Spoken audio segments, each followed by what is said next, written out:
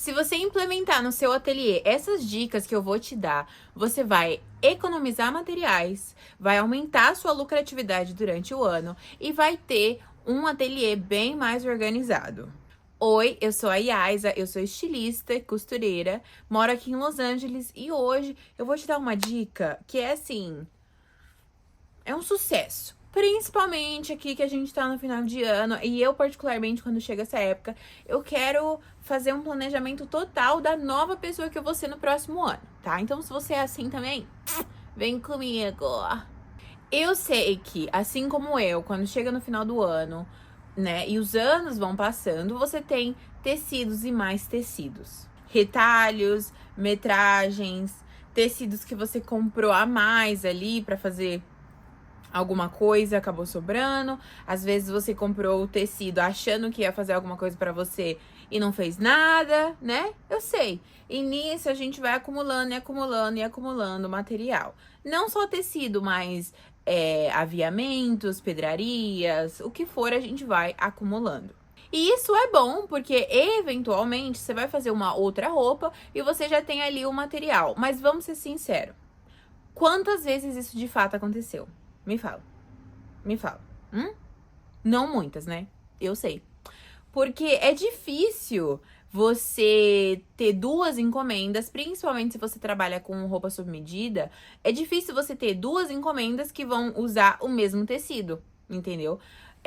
Às vezes vai usar o mesmo tipo de forro, o mesmo entretela, tudo bem. Agora, o tecido principal é difícil, né?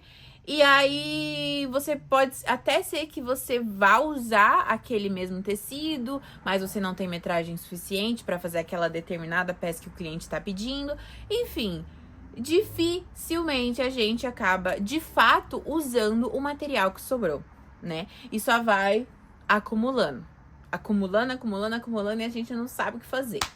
Pois bem, a gente vai resolver isso, tá bom? A intenção aqui nesse nosso projeto de fim de ano é catalogar todos os materiais que a gente tem com as quantidades específicas e o tipo de material que é aquilo e separar referências e projetos de coisas que a gente quer fazer com esses materiais, tá?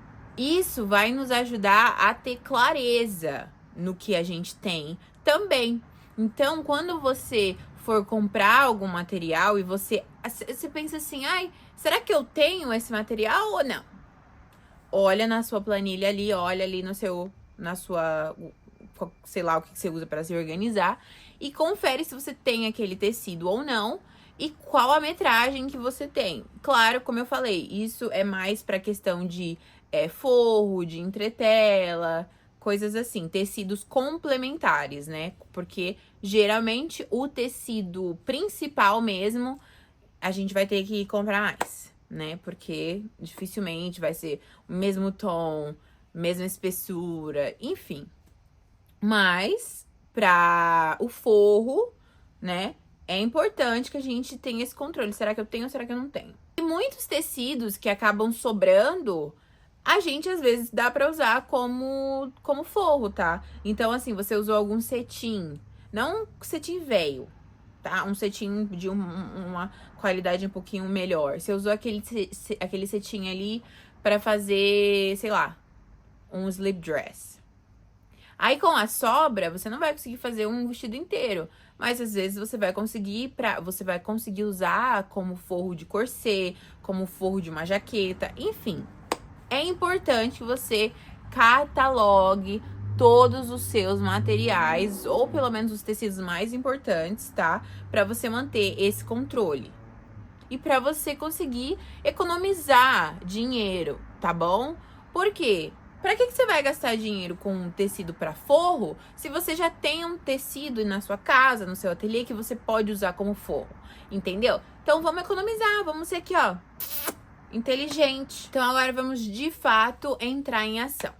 Vamos lá, você vai abrir, pode ser o Canva, tá? É fácil, acessível, não tem que baixar nada. Você consegue fazer no seu celular, que é mais fácil, mais prático. E aí você vai abrir ali o negócio de planilha. Você pega o seu tecido e escreve lá, tá? A gente vai tentar dividir por categorias, que assim fica mais fácil de saber o que você tem e fica mais fácil de achar também os materiais, tá bom?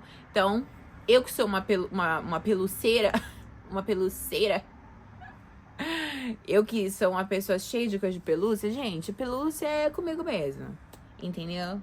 Meu negócio é pelúcia. Pois eu tenho muita sobra de pelúcia, né? Então, eu vou ali abrir a minha planilha, vou colocar lá, pelúcia, né? E aí, eu pego aqui as pelúcias, tiro uma foto, boto lá. E aí, eu vou ver também quanto que eu tenho, ó. Isso aqui é um retalho, não é bem uma metragem, mas eu vou colocar lá mais ou menos, assim, o tamanho que eu tenho dessa pelúcia. E eu vou pra próxima pelúcia e faço a mesma coisa, e assim por diante. E aí, conforme você vai montando ali a sua planilha com os materiais que você tem, você vai pensando no que você pode fazer.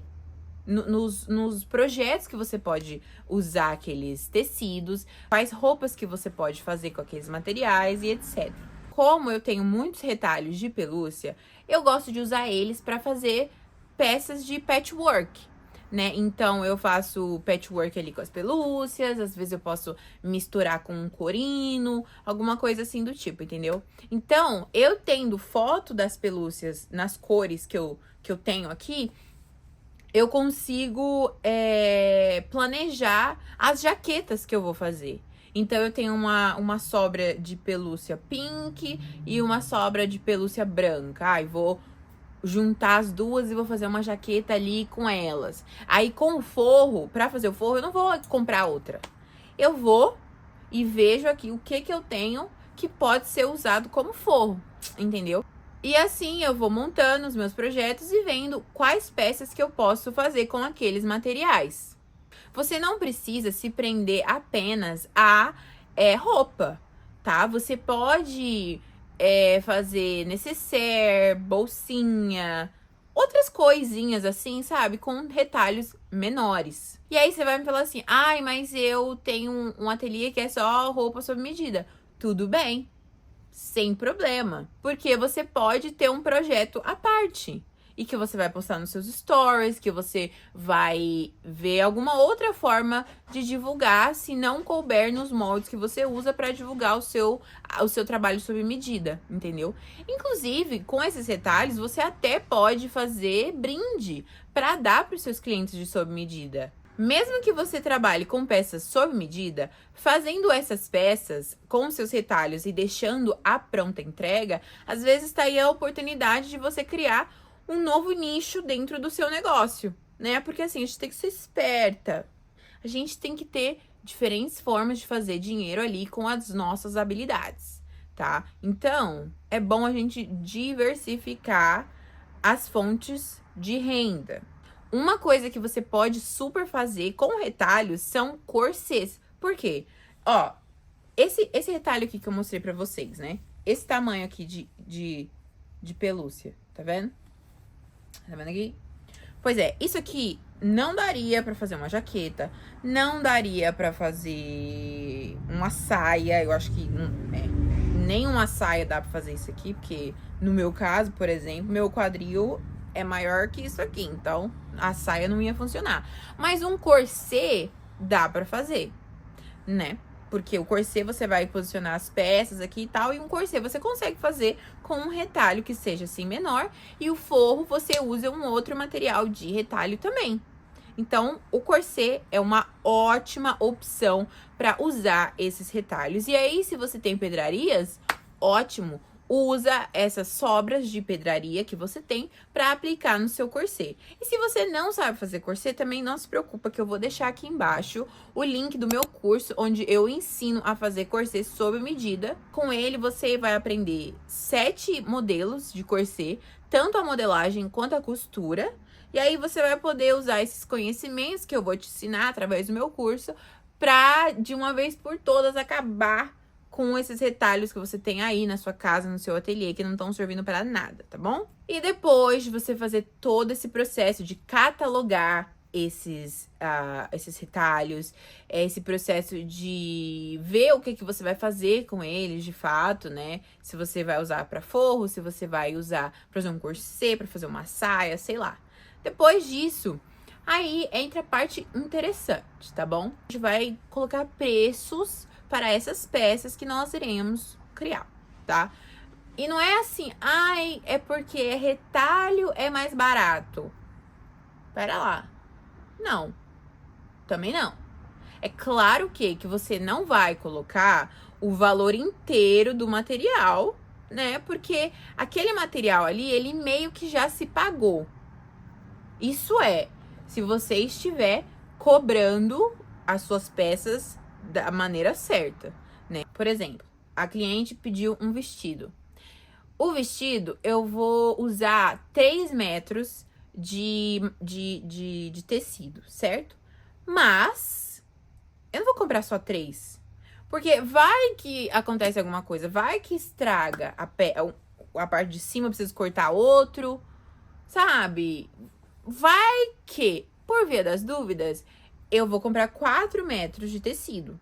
Mas eu não vou colocar no preço lá da cliente 3 metros. Eu vou colocar 4 metros. Porque esse metro a mais, ele é a minha segurança.